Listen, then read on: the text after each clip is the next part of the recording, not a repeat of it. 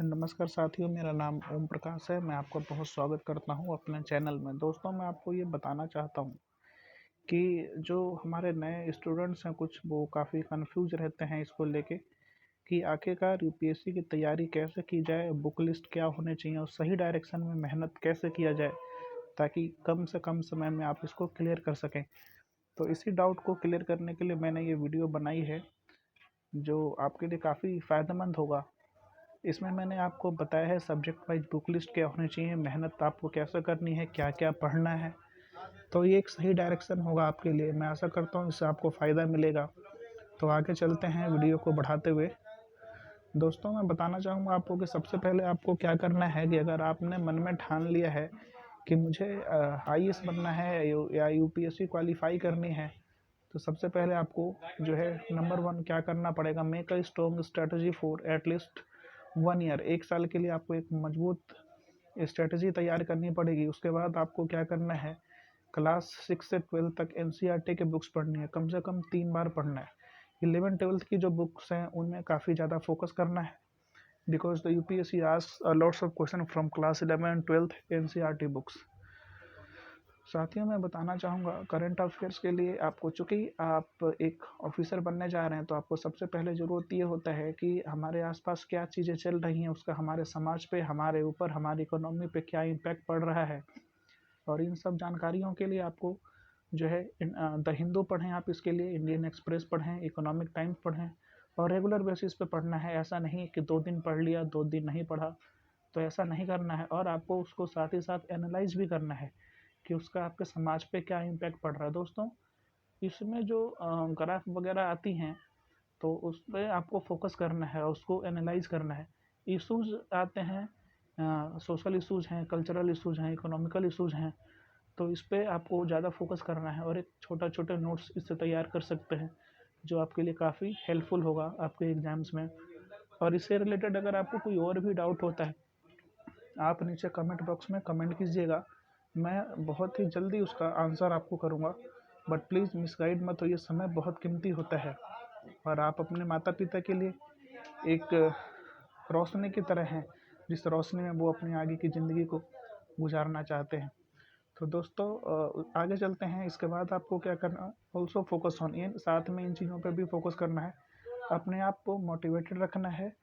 किसी और से मोटिवेशन अगर आप लेते हैं, अपने आप को 1 दिन 2 दिन घंटा 2 घंटा मोटिवेटेड रख सकते हैं, लेकिन अगर आप के अंदर सेल्फ मोटिवेशन है तो आप लंबे समय तक अपने आप को मोटिवेटेड रख सकते हैं, जो आपके लिए काफ़ी सहायक होगा आपके गोल को, आपके टारगेट के नज़दीक ले जाने में आपके लिए। उसके बाद मैं कहूँगा, जो मैं पर्सनली कमेंट करता हूँ, कि सोशल मीडिया जो है उसका कम से कम उपयोग करें।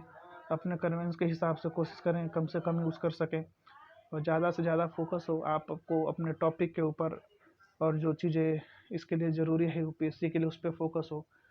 उसके बाद में 4W का कॉन्सेप्ट जो है मैंने बनाया है। जैसे अगर आप यूपीएससी की तैयारी करते हैं, जो भी चीज़ें पढ़ते हैं, उसमें आपको 4 चीज़ें ध्यान रखनी है। कोई चीज़ क्यों हुआ, कब हुआ, कैसे हुआ, कहाँ हुआ। तो ये 4W का कॉन्सेप्ट है। उसके बाद जो है, कभी भी अपने ऊपर ओवर कॉन्फिडेंस लेके ना आए, ये आपकी असफलता का कारण बन सकता है। हमेशा पोलाइट रहें, नॉर्मल रहें, अपने स्ट्रेटजी को अपने अंदर रखें मजबूत तरीके से और उसकी तैयारी करें। उसके बाद मैं आपको बताऊंगा बुक लिस्ट क्या क्या है। हिस्ट्री के लिए India struggle for independence, Bipin Chandra की बुक आती है, इसको पढ़ें, थोरो स्टडी करें इसकी। उसके बाद है facets of Indian culture, Spectrum का है, पब्लिकेशन की है। NCERT class 11 NCERT and medieval history और NCERT class 12 modern Indian history. दोस्तों, मॉडर्न इंडियन हिस्ट्री में कुछ चैप्टर्स हैं, they are very important. 2 chapters are very important. जैसे आपको सोशल रिफॉर्म्स हैं, स्वामी विवेकानंद का क्या रोल रहा है, महात्मा गांधी का क्या रोल रहा है, दादा भाई नौरोजी का क्या रोल रहा है। तो these are the leaders, these are the great leaders of independent India, and उनका काफ़ी बड़ा हमारे समाज पे इम्पैक्ट रहा है। तो आप इन सब के बारे में पढ़ें, इनके रोल पढ़ें, कुछ बुक्स लिखी हैं इन्होंने उसके बारे में पढ़ें। और क्या क्या न्यूज़पेपर आए, एनी बेसेंट कौन थी, उनका क्या रोल था, होम रूल मूवमेंट क्या था, 1857 के वॉर का क्या रीज़न था। तो ये सब, these are some of the important topics, you need to make special focus on that while doing study और हिस्ट्री बुक। आगे चलते हैं। उसके बाद ज्योग्राफी के लिए आपको सर्टिफिकेट इन फिजिकल ज्योग्राफी एक येलो कलर की बुक आती है, जीसी लियोंग की है। This book is very much important. इसमें कुछ क्लाइमेटोलॉजी के चैप्टर हैं, आप उसको पढ़ सकते हैं, ठीक है। कोपेन्स थ्योरी है, वो पढ़ सकते हैं।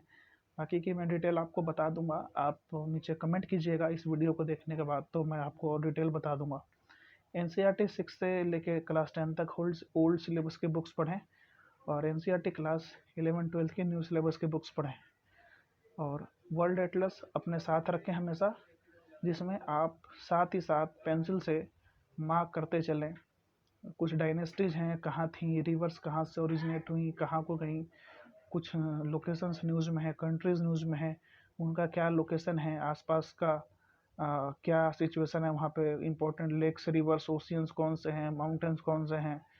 तो ये आपको काफ़ी आपके लिए इम्पोर्टेंट होगा, क्योंकि यूपीएससी इस तरह के क्वेश्चंस पूछती हैं। जैसे नॉर्थ टू साउथ अगर अरेंज कर दें, अगर 4-5 हिल्स का नाम देता है या माउंटेन्स का नाम दे देता है, कुछ रेंजेस के माउंटेन रेंजेस का नाम देते हैं, बताते हैं कि नॉर्थ टू साउथ अरेंज करो, तो इस तरह की जो चीज़ें हैं ये पूछी जाती हैं, तो आपके लिए काफ़ी इंपॉर्टेंट होगा, आप इस पर फोकस करें। Always relate your topic with map and mark it accordingly, it will help you to keep remember the geographical locations. इसलिए मैंने कहा था कि आपको इन चीज़ों को फोकस करने की ज़रूरत है।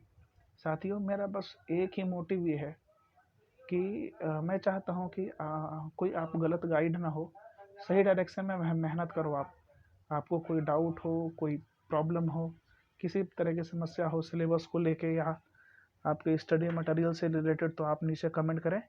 मैं आपके लिए से कोई चार्ज नहीं लूँगा, किसी तरह की कोई ज़रूरत नहीं है मुझे आपसे।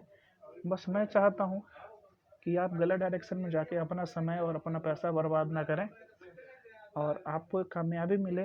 And we want to make a strong India, तो इसलिए मैंने ये वीडियो बनाई है दोस्तों।